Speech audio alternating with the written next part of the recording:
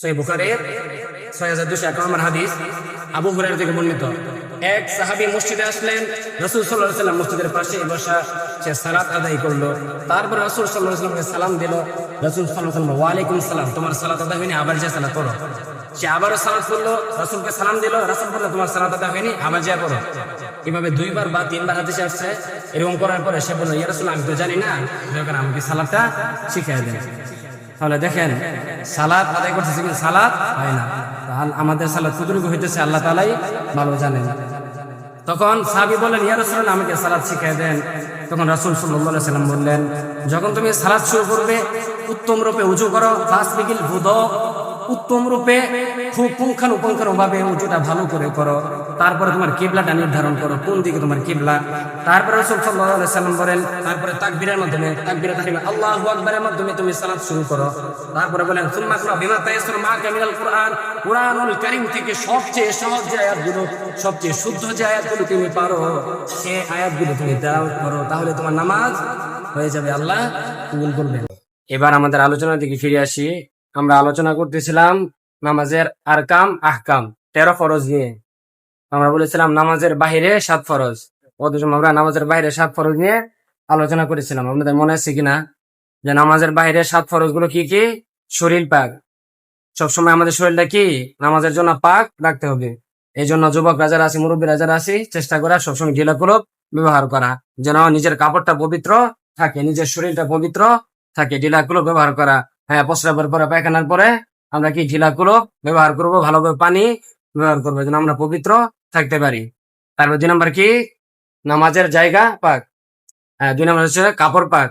আমরা যখন নামাজ পড়বো, আমরা যে কাপড়টা দিয়ে নামাজ পড়বো, আমরা যেন শিওর থাকি যে আমাদের কাপড়টা পবিত্র আছে। ওই কাপড়টা দিয়ে কি আমরা সালাত আদায় করব, নতুবা নামাজ আদায় হবে না। এটা হলো 2 নম্বর ফরজ। নামাজটা পড়া যেমন ফরজ, এই নিয়মগুলা মানাটাও ফরজ। 2 নম্বর কি? আমাদের কাপড় পাক থাকা। 3 নম্বর নামাজের জায়গা পাক। আপনি যে জায়গাটায় নামাজ পড়বেন, ঘরে পড়েন বা যে জায়গায় আপনি সালাত পড়েন, খেয়াল করবেন যেন জায়গাটা পাক থাকে। এই জন্য আমরা জায়গা পাক হওয়ার ব্যাপারে সন্দেহান থাকলে যায় নামাজ বিছিয়ে তারপরে আমরা কি সালাত আদায় করি। আপনি যদি ঘরে কোনো জায়গায় সন্দেহ মনে হয় যে এই জায়গাটা মনে হয় নাপাক থাকতে পারে, তখন আপনি কি একটা যায় নামাজ বা পবিত্র একটা কাপড় বিছিয়ে ওইখানে নামাজ পড়বেন, নতুবা আপনার সালাদটা হবে না। কারণ 3 নম্বর ফরজের মধ্যে হলো যে সালাতের জায়গাটা পাক থাকতে হবে। তারপরে কেবলামুখী হওয়া। আমরা যে জায়গায় যাই, নতুন কোন জায়গা যদি হয়, আর যদি কেবলাটা আমরা না জানি, না চিনি, তখন কারো কাছ থেকে জিজ্ঞাসা করে বা মোবাইলের অ্যাপস এর মাধ্যমে, বর্তমান আধুনিক সিস্টেম হয়েছে, অ্যাপের মাধ্যমে কি বের করা যায় কোন দিকে কেবলা। তাহলে কেবলার দিক করাটাও কি ফরজ। আপনি যদি ভালোভাবে জেনে শুনে, না জেনে পূর্ব দিকে ফিরে নামাজ পড়েন, তাহলে আপনার নামাজ সালাত হবে না। মানে কেবলাটা নির্ধারণ করাটাও কি ফরজ। তাহলে গেল কেবলামুখী হওয়া। তারপরে কি ওয়াক্ত মতো নামাজ পড়া। গত জন্য এটা আলোচনা করেছিলাম বিস্তারিত কোরআন হাদিসের দলিল সহ, এখন আবার স্মরণ করে দিচ্ছি। ওয়াক্ত মতো নামাজ পড়া। আমরা ফজরের ওয়াক্ত যতটুকুর ভিতরে আমরা আদায় করব। দেখা যায় অনেকেই ফজর পড়তে যায়, ওয়াক্ত শেষ হয়ে যায়, তারপরে নামাজে দাঁড়ায়, ওয়াক্তের দিকে আর খেয়াল করি না যে আল্লাহ কবুল করবে না। এটা ভুল ধারণা। আপনাকে সঠিক ওয়াক্তের ভিতরে সালাত আদায় করতে হবে। কেননা ফজরের পরে কিছুটা সময় আছে, 12-15 মিনিট নিষিদ্ধ সময়।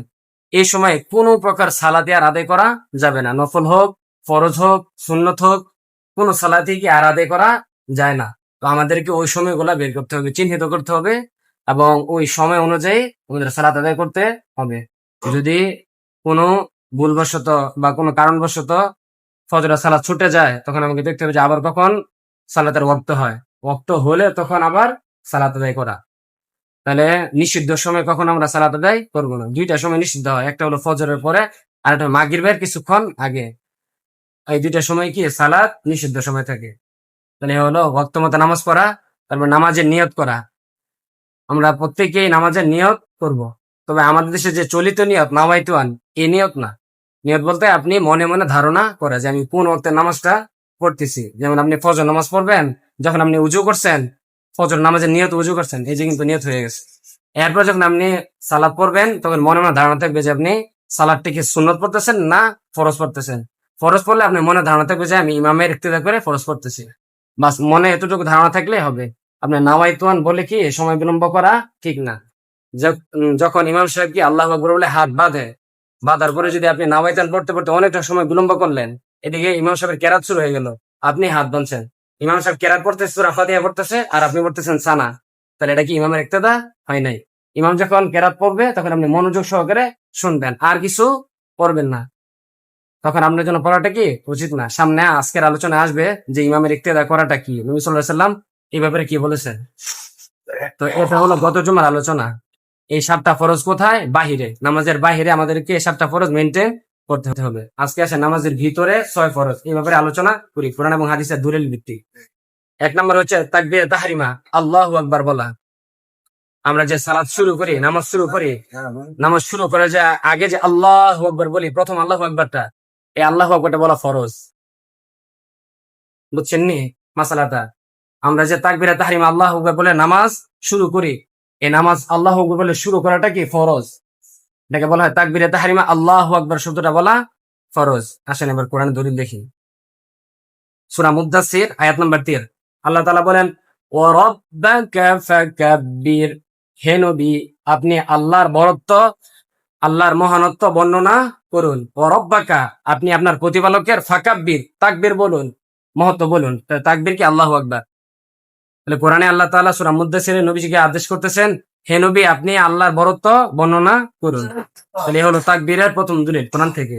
এবার আসেন হাদিস শরীফ দেখি। সহিহ বুখারীর 833 নম্বর হাদিস এবং জামি তিরমিজির 238 নম্বর হাদিস। عن ابي سعيد الخدري رضي الله تعالى عنه قال قال رسول الله صلى الله عليه وسلم افتح الصلاة الطهور وتحريهما التكبير وتحليلهما التسليم ولا صلاة لمن لم يقرأ بالحمد لله وسورة في فرد أو غيرها. তিরমিজি শরীফের হাদিস, হযরত আবু সাঈদ খুদরি রাদিয়াল্লাহু তাআলা আনহু হতে বর্ণিত, তিনি বলেন আল্লাহর নবী সাল্লাল্লাহু আলাইহি ওয়াসাল্লাম ইরশাদ করেছেন, নামাজের জন্য চাবি হচ্ছে পবিত্রতা। নবী সাল্লাল্লাহু আলাইহি ওয়াসাল্লাম 1 নম্বরে কি বলেন? নামাজের জন্য চাবি হচ্ছে পবিত্রতা। অতএব যখনই নামাজের ইচ্ছা করবে, উত্তম রূপে খুব ভালোভাবে ওযুটা যেন হয়। আল্লাহ নবী সাল্লাল্লাহু আলাইহি ওয়াসাল্লাম প্রথম নির্দেশ দিলেন উত্তম রূপে ওযু করা। তারপরে আল্লাহ নবী সাল্লাল্লাহু আলাইহি ওয়াসাল্লাম বলেন, এবং নামাজ শুরু করবে তাকবীরের মাধ্যমে। হ্যাঁ, ওয়া তাহরিমা হুমা তাকবীরে তাহরিমা। তাহলে নামাজ শুরু হবে কি দ্বারা? নবী সাল্লাল্লাহু আলাইহি ওয়াসাল্লাম বলেন তাকবীর দ্বারা, আল্লাহু আকবার দ্বারা। তাহলে নামাজ শুরু করবো আমরা কোন শব্দ দ্বারা? আল্লাহু আকবার দ্বারা। ওয়া তাহলিলাহুমা তাসলিম, এবং নামাজ শেষ করবে সালামের মাধ্যমে। নামাজ শেষ করবো কির মাধ্যমে? সালামের মাধ্যমে, তাসলিম। তাহলে নামাজ শুরু হবে তাকবীর দ্বারা, শেষ হবে সালাম দ্বারা। তাহলে কেউ যদি তাকবীর দ্বারা নামাজ শুরু না করে তার নামাজ হবে না।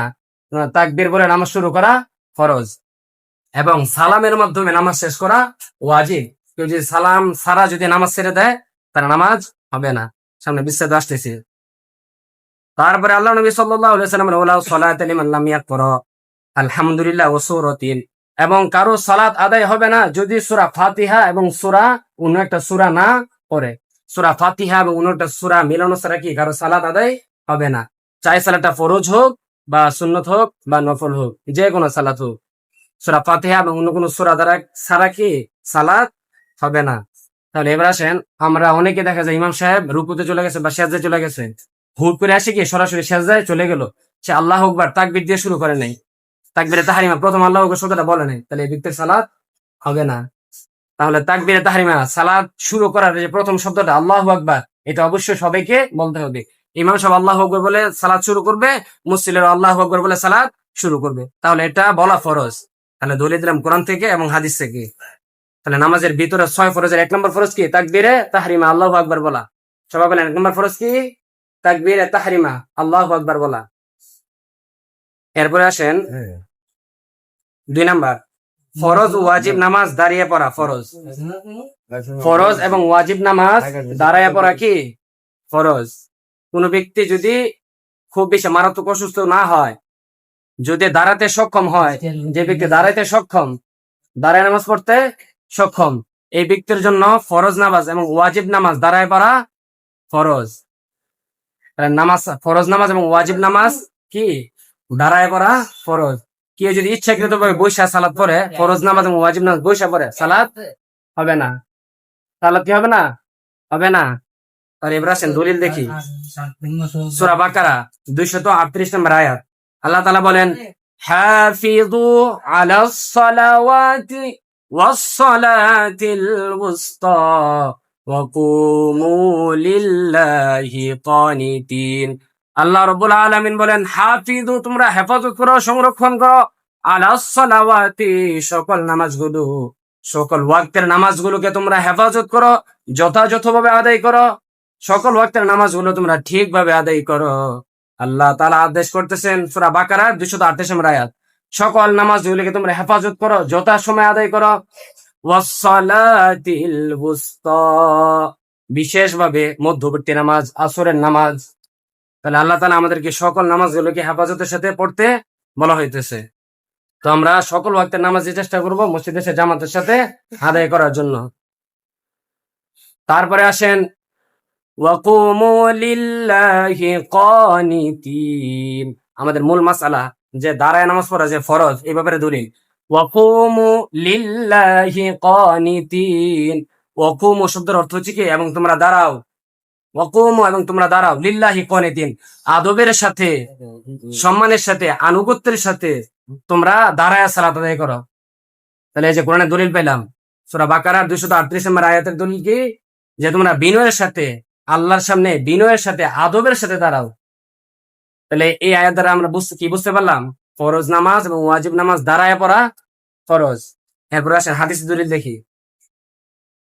হাদিস শরীফে আল্লাহর নবী সাল্লাল্লাহু আলাইহি ওয়াসাল্লাম ইরশাদ করেন, সহিহ বুখারী 1 নম্বর খন্ড 150 নম্বর পৃষ্ঠা, হাদিস নাম্বার হচ্ছে 1117, অধ্যায় হচ্ছে 18 নম্বর অধ্যায়, বাবুল কসর, সালাতুল কসরের অধ্যায়। এই যে আল্লাহ নবী সাল্লাল্লাহু আলাইহি ওয়াসাল্লাম বলেন, আন ইমরান বিন হুসাইন রাদিয়াল্লাহু তাআলা আনহু قال كانت بي بواسير فسألت النبي صلى الله عليه وسلم عن الصلاة فقال صل قائما فإن لم تستطيع فقاعدا فإن لم تستطيع فعلى جنب।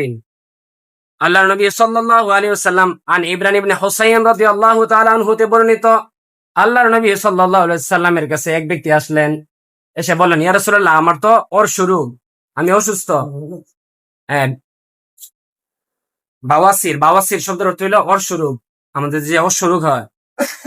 তো তিনি এসে আল্লাহ নবীর দরবার বললেন, ইয়া রাসূলুল্লাহ, আমার তো অর্শরোগ, এমত অবস্থায় আমার জন্য সালাতের হুকুম কি ইয়া রাসূলুল্লাহ? তখন আল্লাহর নবী সাল্লাল্লাহু আলাইহি ওয়াসাল্লাম ওই সাহাবীকে লক্ষ্য করে বললেন, ও সাহাবী, তোমার যদি ক্ষমতা থাকে, সক্ষমতা থাকে, শারীরিক ক্ষমতা থাকে, তাহলে প্রথমে তুমি দাঁড়িয়ে নামাজ পড়বে। এই যে প্রথম দলিল পেলাম, হাদিস শরীফের দলিল, সল্লি কাইমান, তোমার যদি সামর্থ্য থাকে, শরীরের শক্তি থাকে, যদি দাঁড়ায় থাকতে পারো, তাহলে তুমি কি দাঁড়ায় নামাজ পড়বে। তারপর আল্লাহ নবী সাল্লাল্লাহু আলাইহি ওয়াসাল্লাম বলেন, ফাইল্লাম তাস্তাতি ফাকাইদান, যদি তোমার দাঁড়ানোর ক্ষমতা না থাকে, যদি তুমি দাঁড়াইতে না পারো, দাঁড়ায় নামাজ পড়লে তুমি পড়ে যেতে পারো, বেহুশ হয়ে যেতে পারো। তোমার দাঁড়ানোর ক্ষমতা যদি না থাকে, অক্ষম হও দাঁড়াতে, তাহলে তুমি বসে বসে সালাত আদায় করো, ফাকাইদান, বসে বসে সালাত আদায় করো। এরপরে আল্লাহ নবী সাল্লাল্লাহু আলাইহি ওয়াসাল্লাম বলেন, ফাইল্লাম তাস্তাতি ফাআলা জানবিন, যদি বসে বসেও সালাত আদায় করার ক্ষমতা তোমার না থাকে, তাহলে শুয়ে শুয়েও সালাত তোমরা আদায় করো। সুবহানাল্লাহ। তাহলে সালাত অবশ্যই পড়তে হবে, নামাজের কোনো মাপ নাই, নামাজের কোনো কাফারা নাই। আপনি তো রোজার কাফারা দিতে পারবেন আপনার অর্থের মাধ্যমে, খাবারের মাধ্যমে, হজ আরেকজন দিয়ে করাতে পারবেন, কিন্তু নামাজ এমন একটা ইবাদত, এটা অন্য কারো দিয়া করাতে পারবেন না। আপনার নিজের এই আমলটা করতে হবে। এই ফরজ নামাজ আপনার উপর ফরজ, এর জিম্মাদারি একান্তই আপনার। কোনো টাকার মাধ্যমে, পয়সার মাধ্যমে, কোনো গোলামের মাধ্যমে এই হক আপনি আদায় করতে পারবেন না। এই জন্য যদি দাঁড়ানো সক্ষম হন, দাঁড়ায় সালাত পড়বেন, যদি দাঁড়াইতে অক্ষম হন, বসে পড়বেন, যদি বসে অক্ষম হন, শুয়ে সালাত পড়বেন। তারপরে কি সালাত পড়তে হবে। এখন যুবকরা দেখা যায় সে দাঁড়াইতে পারে কিন্তু বসতে অক্ষম, সেক্ষেত্রে দেখা যায় চেয়ারে বসে নামাজ পড়তেছে, তাহলে এটা কি ঠিক না। আপনি দেখবেন যে আপনি কোন জায়গাটায় অক্ষম, দাঁড়াইতে অক্ষম, না বসতে অক্ষম, না রুকু সেজদা করতে অক্ষম, কোনটাতে অক্ষম। দেখা গেছে আপনি দাঁড়াইতে পারেন, হ্যাঁ, কিন্তু আপনি নুয়া রুকু করতে পারতেছেন না, সেজদা করতে পারছেন, সেক্ষেত্রে আপনি দাঁড়ায়া নামাজ পড়েন, এরপর রুকু সেজদা বসা করেন, চেয়ারে বসা করেন। এরপর যদি দেখেন আপনি দাঁড়াইতে পারেন না, কিন্তু বসে আপনি রুকু সেজদা করতে পারবেন, বসে আপনি সেজদা করতে পারবেন, সেক্ষেত্রে আপনার উচিত কি যে চেয়ারে না বসা ফ্লোরে বসা, ফ্লোরে বসা আপনি এই রুকু সেজদা যদি সেজদাটা যদি আপনি কি ফ্লোরে করতে পারেন, তাহলে সেজদাটা ফ্লোরে বসে করাটা উত্তম। তাহলে আপনি নিজের বিবেচনা করবেন নিজের শরীরের কতটুকু ক্ষমতা আছে দাঁড়ানোর, বসার বা ফ্লোরে বসে নামাজ পড়ার, সেটা খেয়াল করবেন। কেননা দাঁড়ায় নামাজ পড়া ফরজ এবং ওয়াজিব নামাজ দাঁড়ায় পড়া ফরজ। যদি আপনি দাঁড়ানোর সক্ষমতা থাকে, শরীরে শক্তি থাকে, আর যদি দাঁড়ায় নামাজ না পড়েন, তাহলে কি সালাত হবে না। তাহলে যারা সুস্থতা, যার অসুস্থতা নিজেরা বিবেচনা করবেন যে কে কতটুকু অসুস্থ। বা যুবকরা যদি কোনো সময় অনেক সময় পায়ে ব্যথা পায় বা বিভিন্ন অসুস্থতায়, তাহলে নিজের শরীরের নিজে মাপ করবেন যে কোন পর্যায়ে আপনি অক্ষম, ওই পর্যায়টা আপনার জন্য রুকস। তাছাড়া চেষ্টা করবেন ফরজ এবং ওয়াজিব নামাজ দাঁড়ায় পড়া ফরজ। এটা হচ্ছে নামাজের ভিতরে 2 নম্বর ফরজ। 1 নম্বর কি বললাম, যে তাকবীরে তাহরিমা আল্লাহু আকবার বলা ফরজ। 2 নম্বর কি, ফরজ এবং ওয়াজিব নামাজ দাঁড়ায় পড়া ফরজ। হ্যাঁ, যদি সুন্নত আপনি বসে পড়েন, ইচ্ছে করে বসে পড়েন, পড়তে পারবেন, এতে কি হবে না, কোনো সমস্যা হবে না, সালাত হয়ে হয়ে যাবে। কিন্তু অনেক সময় সুন্নত যদি বসে পড়েন অর্ধেক সওয়াব হয়, একটু কম সওয়াব হয়। এই জন্য চেষ্টা করা সব মিলে দাঁড়ায় পড়া। এবার আসেন 3 নাম্বার, কেরাত পড়া। 3 নাম্বার কি, আমরা যে কোরআন তেলাওয়াত করি, এই কোরআন তেলাওয়াত করাটা কি ফরজ। সঠিকভাবে সহিভাবে কোরআন তেলাওয়াত করাটাও কি ফরজ। এই জন্য কোরআন তেলাওয়াতের ব্যাপারেও কি সান নাই। যারা কোরআন পারেন না, যে বয়সের হন, চেষ্টা করবেন কোরআনটা ভালোভাবে শিখার। আসেন সামনে দলিল দেখি। কেরাত পড়া ন্যূনতম ছোট 1 আয়াত পড়া ফরজ। ন্যূনতম শুদ্ধভাবে সঠিকভাবে 1 আয়াত পর্যন্ত পড়া কি ফরজ। আসেন দলিল দেখি, সূরা মুজাম্মিলের 20 নম্বর আয়াত। আল্লাহ তাআলা বলেন, ইন্না রাব্বাকা ইয়ালামু আন্নাকা তাকুমু আদনা মিন সুলুসাইল লাইলি ওয়া নিসফাহু ওয়া সুলুসাহু ওয়া তাইফাতুম মিনাল্লাযিনা মা'আক ফাকরাউ মা তায়াসসারা মিনাল কুরআন। মহান আল্লাহ পাক রব্বুল আলামিন সূরা মুজাম্মিলের 20 নম্বর আয়াতে আল্লাহ সুবহানাহু ওয়া তাআলা বর্ণনা করেন, হে নবী আপনি জেনে রাখুন, নিশ্চয় আপনি রাতের 3 ভাগের 2 ভাগ অথবা রাতের অর্ধেক অথবা রাতের 3 ভাগের 1 ভাগ আপনি জাগ্রত হন। আপনি কি করেন, রাত জাগুন, রাত জেগে আপনি তাহাজ্জুদের সালাত আদায় করুন। এখন সূরা মুজাম্মিলে আল্লাহ তাআলা কি তাহাজ্জুদের ব্যাপারে আদেশ করতেছে, যে আপনি রাতের 3 ভাগের 2 ভাগ অথবা রাতের অর্ধেক অথবা রাতের 3 ভাগের 1 ভাগ আপনি রাত্রি জাগরণ করুন, তাহাজ্জুদের সালাত আদায় করুন। যারা আপনাকে ভালোবাসে, যারা আপনার সঙ্গী, তারা কি এই আমল করবে। তাহলে যারা রাসূলকে ভালোবাসে, রাসূলের সঙ্গী হবে, তারা কি তাহাজ্জুদের আমলটা করবে। তো আমি ইনশাআল্লাহ মসজিদ থেকে বলবো, যারা ভালো আমল করেন চেষ্টা করেন মসজিদে তাহাজ্জুদের আমলটাও করতে, অথবা বাড়িতে আমল করতে। শুধু রমজানের জন্য রেখে দিবেন না। রমজান মাসটা যেভাবে ইবাদত করছেন, চেষ্টা করুন সারাটা বছর এইভাবে ইবাদত করা, তাহলে কি আপনি সফল। দেখেন সামনের আয়াতে আল্লাহ তাআলা কি বলেন, أنك تقوم أدنى من ثلثي الليل ونصفه وثلثه وطائفة من الذين معك والله يقدر الليل والنهار। এরপরে লাস্টে আল্লাহ আয়াতে বলেন, ফাকরাউ মা তায়াসসারা মিনাল কুরআন। এই যে আমাদের আলোচনার দলিল, ফাকরাউ আপনি তেলাওয়াত করুন, মা তায়াসসারা মিনাল কুরআন থেকে যে জায়গাটা সবচেয়ে সহজ ভাবে পারেন। আপনার উম্মতকে বলেন যে সে যখন সালাত পড়বে, কোরআনের সবচেয়ে সুন্দর আয়াতটা, সবচেয়ে শুদ্ধ আয়াতটা, সবচেয়ে সহজ তার জন্য পড়তে, তার জন্য শুদ্ধ হয় বা মস্ক করেছে এমন আয়াত সালাতে পড়ে। সালাতের মধ্যে কোরআন পড়াটা কি ফরজ। তাহলে সালাতের ভিতরে কি কোরআন পড়াটা ফরজ। এই জন্য যাদের বাচ্চারা আছে চেষ্টা করবেন রেগুলার মুক্তবে পাঠাতে, আরবিটা শিখাতে। এটা আপনার উপরে একটা জিম্মাদারি। এরপর যদি সে বড় হয়ে কোরআনটা না শিখতে পারে, এর জন্য কি আপনিও আল্লাহর কাছে জবাবদিহি করতে হবে যে তাকে কেন সঠিকভাবে কোরআনটা শিখান নাই। যদি শিখাতে সে সারা জীবন এই শুদ্ধ কোরআনের মাধ্যমে আমল করতো, সালাত আদায় করতো। তাহলে 3 নাম্বার কি, আমাদের ফরজ হচ্ছে কোরআন তেলাওয়াত করা। সর্বনিম্ন আয়াত কতটুকু, বড় সূরা হলে 1 লাইন অথবা সূরা কাউসারের সমপরিমাণ। সূরা কাউসার যতটুকু, এই পরিমাণ কি নামাজের ভিতরে তেলাওয়াত করা ফরজ, বুঝছেন। এর থেকে কেউ যদি কম পড়ে, আধা লাইন পড়ে, তাহলে কি তার সালাত হবে না। পূর্ণ 1টা লাইন তাকে সালাতের জন্য পড়তে হবে। আচ্ছা, তাহলে এবার আসেন দেখি হাদিস শরীফে একটু দেখি। সহিহ বুখারীর 6251 নম্বর হাদিস। عن أبي هريرة رضي الله تعالى عنه أن رجلا دخل المسجد ورسول الله صلى الله عليه وسلم جالس في ناحية المسجد فصلى ثم جاء فسلم عليه فقال رسول الله صلى الله عليه وسلم ارجع فصلي فإنك لم تصلي. فقال رسول الله صلى الله عليه وسلم إذا قمت إلى الصلاة فاسبغ الوضوء ثم استقبل القبلة فكبر ثم اقرأ بما تيسر معك من القرآن. সহিহ বুখারীর 6201 নম্বর হাদিস আবু হুরায়রা থেকে বর্ণিত। এক সাহাবী মসজিদে আসলেন, রাসূল সাল্লাল্লাহু আলাইহি ওয়াসাল্লাম মসজিদের পাশে বসা, সে সালাত আদায় করলো। তারপর রাসূল সাল্লাল্লাহু আলাইহি ওয়াসাল্লামকে সালাম দিল। রাসূল সাল্লাল্লাহু আলাইহি ওয়াসাল্লাম, ওয়া আলাইকুম সালাম, তোমার সালাত আদায় হয়নি, আবার যে সালাত পড়ো। সে আবারও সালাত পড়লো, রাসূলকে সালাম দিল। রাসূল বললেন, তোমার সালাত আদায় হয়নি, আবার যে পড়ো। এভাবে 2বার বা 3বার হাদিসে আসছে। এরকম করার পরে সে বলল, ইয়া রাসূল, আমি তো জানি না, দয়া করে আমাকে সালাতটা শিখিয়ে দেন। তাহলে দেখেন, সালাত আদায় করতেছে কিন্তু সালাত হয় না। আমাদের সালাত কতটুকু হইতেছে আল্লাহ তাআলাই ভালো জানেন। তখন সাহাবী বললেন, ইয়া রাসূলুল্লাহ, আমাকে সালাত শিখিয়ে দেন। তখন রাসূল সাল্লাল্লাহু আলাইহি সাল্লাম বললেন, যখন তুমি সালাত শুরু করবে, উত্তম রূপে উযু করো, ফাসবিগিল বুদু, উত্তম রূপে খুব পুঙ্খানুপুঙ্খানুভাবে উযুটা ভালো করে করো। তারপরে তোমার কিবলাটা নির্ধারণ করো, কোন দিকে তোমার কিবলা। তারপরে রাসূল সাল্লাল্লাহু আলাইহি সাল্লাম বলেন, তারপরে তাকবীরের মাধ্যমে, তাকবীরে তাহরিমা আল্লাহু আকবারের মাধ্যমে তুমি সালাত শুরু করো। তারপরে বলেন, সুম্মা কুরা বিমা তায়াসসারা মাআকা মিনাল কুরআন, কুরআনুল কারীম থেকে সবচেয়ে সহজ যে আয়াতগুলো, সবচেয়ে শুদ্ধ যে আয়াতগুলো তুমি পারো, সে আয়াতগুলো তুমি তেলাওয়াত করো, তাহলে তোমার নামাজ হয়ে যাবে, আল্লাহ কবুল করবেন। তখন সাহাবী বললেন, ঠিক আছে, আমি এখন থেকে এই বিষয়গুলোতে খেয়াল করবো। তাহলে এই হাদিসটা আছে সহিহ বুখারীর 6251 নম্বর হাদিস। তাহলে 4 নাম্বার কি গেল? 3 নাম্বার নামাজে কেরাত শুদ্ধ করে পড়া, কেরাত পড়া, কোরআন তেলাওয়াত করা। 4 নাম্বার আসেন রুকু করা।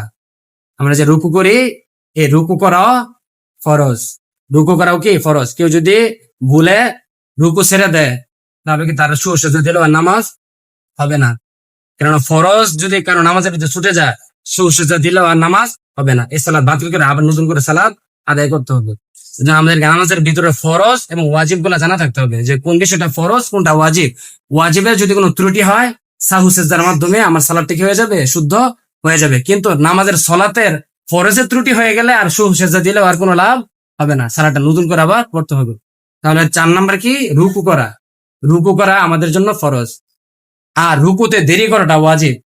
আমাদের অনেক মুসলিম কেরাম, অনেক যুবকরা দেখা যায় রুকু দিয়া উঠে গেছে, রুকু হবে না। রুকু করা ফরজ, রুকুতে দেরি করা ওয়াজিব। রুকুতে কি দেরি করা ওয়াজিব। 3বার রিল্যাক্সে ধীরস্থির ভাবে 3বার তাসবিহ পড়তে হবে এভাবে, সুবহানা রাব্বিয়াল আযীম, সুবহানা রাব্বিয়াল আযীম, সুবহানা রাব্বিয়াল আযীম। শুদ্ধভাবে সঠিকভাবে 3বার কমসে কম এভাবে পড়তে হবে। সুবহানাল্লাহ আযীম, সুবহানাল্লাহ আযীম, সুবহানাল্লাহ আযীম। হয় নাই? তার কি হয়েছে? ওয়াজিব তরক হয়ে গেছে। রুকু করছে ঠিক, ফরজ আদায় হয়েছে, কিন্তু রুকুতে দেরি করা হয় নাই, তাসবিহ ঠিকভাবে হয় নাই। তাহলে কি নামাজ ত্রুটি হয়ে যাবে, নামাজের ওয়াজিব তরক হয়ে যাবে, এতে নামাজ না হতে পারে। এই জন্য রুকু করা। এ ব্যাপারে আসেন আমরা আয়াত দেখি, দলিল দেখি, কোরআনের দলিল। সূরা হজ্জের 77 নম্বর আয়াত। আল্লাহ তাআলা বলেন, ইয়া আইয়ুহাল্লাযীনা আমানু রুকউ ওয়াসজুদু ওয়া'বুদু রাব্বাকুম ওয়াফআলুল খায়রা লাআল্লাকুম তুফলিহুন। মহান আল্লাহ তাআলা বলেন, হে ঈমানদারগণ, তোমরা যারা ঈমান এনেছো, ঈমানদারদেরকে আল্লাহ তাআলা বলতেছে, যারা তোমরা ঈমান এনেছো, তারপরে তোমরা কি করো? ঠিকভাবে রুকু করো। উরকাউ, ইয়া আইয়ুহাল্লাযীনা আমানু রুকউ, আল্লাহ তাআলা আদেশ করতেছেন তোমরা সুন্দরভাবে রুকু করো। ওয়াসজুদু, এবং সুন্দরভাবে সিজদা করো। তাহলে কি হবে? ওয়া'বুদু ওয়াফআলুল খায়রা লাআল্লাকুম তুফলিহুন। তাহলে ওয়াফআলুল খায়রা, রুকু করো, সিজদা করো এবং ভালো কাজ করো, ভালো কাজ করো। ওয়াফআলুল খায়রা লাআল্লাকুম তুফলিহুন, যেন তোমরা সফল হতে পারো, যেন নামাজের মাধ্যমে সফল হতে পারো। ওই রকম নামাজ পড়ো, ওই রকম সালাত পড়ো, যে সালাতের দ্বারা সফল হতে পারো। যে সালাত যদি আরো কি আমার কোনো কাজে না আসতে পারে, যে সালাতের মাধ্যমে আল্লাহকে খুশি করতে না পারি, এই সালাতের কোনো মূল্য নাই। আল্লাহ তাআলা বলেন, যে সালাতের সফল হতে পারো, লাআল্লাকুম তুফলিহুন, যেন তোমরা সফল হতে পারো, সেইভাবে আমল করো। তাহলে এ হলো রুকু করার ব্যাপারে দলিল। ইয়া আইয়ুহাল্লাযীনা আমানু রুকউ।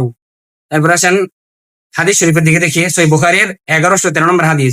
আন আয়েশা রাদিয়াল্লাহু তাআলা আনহা ক্বালাত, আম্মা জান আয়েশা সিদ্দিকা রাদিয়াল্লাহু তাআলা বর্ণিত, ফালাম্মা সারাফা ক্বালা ইন্নামা জুআলাল ইমামু লিউতিম্মা বি ফাইযা রাকা'a ফারকাউ ওয়া ইযা রাফা'a ফারকাউ। আম্মা জান আয়েশা সিদ্দিকা রাদিয়াল্লাহু আনহা থেকে বর্ণিত। আম্মা জান আয়েশা সিদ্দিকা রাদিয়াল্লাহু তাআলা আনহা বলেন, একদা আল্লাহর নবী সাল্লাল্লাহু আলাইহি ওয়াসাল্লাম তার ঘরে বসে সালাত আদায় করছিলেন। তিনি খুবই অসুস্থ, মসজিদে যাওয়ার মতো রাসূল সাল্লামের শারীরিক সেই সক্ষমতা নেই, সেই শক্তি নেই। আল্লাহ নবী সাল্লাল্লাহু আলাইহি ওয়াসাল্লাম ঘরে সালাত আদায় করছিলেন। একদল সাহাবী রাসূল সাল্লাল্লাহু আলাইহি ওয়াসাল্লামের হুজরা মুবারকে গেলেন, রাসূল সাল্লাল্লাহু আলাইহি ওয়াসাল্লামের সাথে ইক্তেদা শুরু করে দিলেন। রাসূল সাল্লাল্লাহু আলাইহি ওয়াসাল্লাম অসুস্থতার কারণে বসে বসে সালাত আদায় করছেন, আর সাহাবা একরাম দাঁড়ায় দাঁড়ায় সালাত আদায় করছে। রাসূল সাল্লাল্লাহু আলাইহি ওয়াসাল্লাম ইশারার মাধ্যমে তাদেরকে বললেন বসে যাও, ইশারার মাধ্যমে কি সালাতের মধ্যে বলেন বসে যাও। তারপরে রাসূল সাল্লাল্লাহু আলাইহি ওয়াসাল্লাম সালাম ফিরানোর পরে তাদেরকে বললেন ফালাম্মান সরাফা ইন্নামা জুআইলাল ইমামু লিউতিম্মা বি, যখন তুমি একজন ইমামকে নির্ধারণ করো, যখন ইমাম বানাও, তখন তোমার উচিত কি ইমামকে অনুসরণ করা। যখন তুমি সালাতের জন্য একজনকে ইমাম বানাও, তখন তোমার উচিত কি তাকে অনুসরণ করা, সে যেভাবে বলে, যেভাবে করতে বলে সেভাবে করা। সুতরাং ইমাম সাহেব যদি রুকু করার সিগন্যাল দেয়, আল্লাহু আকবার বলে কি রুকু করার সিগন্যাল দেয় না? যখন রুকু করার সিগন্যাল দেয় ফারকাউ, তখন তোমরা রুকু করো। ওয়া ইযা রাফা ফারফাউ, এবং যখন ইমাম সাহেব রুকু থেকে উঠার আবার সিগন্যাল দেয়, তখন সাথে সাথে উঠে যাও। অনেকে দেখা যায় ইমাম সাহেব রুকু শেষ করে সেজাদে চলে যাবো, তখন আরেকজনের রুকু থেকে উঠে। এটা কি ইক্তেদা হয় নাই। ইমাম সাহেব যখন সিগন্যাল দিবে উঠার, তখন আপনি কি উঠে যাবেন। যখন সেজদার জন্য আবার সিগন্যাল দিবে, তখন আবার সেজদা করবেন। তাহলে এই হাদিস আসছে সহিহ বুখারীর 1103 নম্বর হাদিস। তারপরে এটা কিভাবে বলছেন রুকু করা, রাসূল সাল্লাল্লাহু আলাইহি ওয়াসাল্লাম কি বলেন ফাইদা রাকা ফারকাউ, যখন রুকু করার ব্যাপারে বলা হবে তখন তোমরা রুকু করো। তাহলে আজকে আমরা এই চারটাই আলোচনা রাখলাম রুকু করা পর্যন্ত, বাকিটা ইনশাল্লাহ সামনে জুমনাতে আলোচনা করব। তাহলে ইনশাল্লাহ সকলের কাছে আহ্বান থাকবে যে আমরা সালাদটা ঠিকভাবে সবাই আদায় করবো। যে যেই ব্যবসা প্রতিষ্ঠানে যে জায়গায় থাকি আমরা চেষ্টা করব আমাদের যেন ব্যবসার সাফল্যের সাথে সাথে আমাদের পরকালের সাফল্যটাও হয়, যেন সালাদের মাধ্যমে আমরা সফল হতে পারি। লাআল্লাকুম তুফলিহুন, আল্লাহর ঘোষণা অনুযায়ী আমরা যেন সফল হতে পারি। আল্লাহ তাআলা যেন আমাদেরকে ইহজগতে এবং পরজগতে উভয় জগতে আমাদেরকে সফল করেন। সকলে বলি আমিন। নামাজের যে বিষয়গুলো বললাম আমাদের সকলকে যেন নামাজের পরে খুব সিরিয়াস ভাবে সালাদটা সুন্দরভাবে আদায় করে আল্লাহ তৌফিক দান করেন। সকলে বলি আমিন। ওয়া আখিরু দাওয়ানা আলহামদুলিল্লাহি রাব্বিল আলামিন।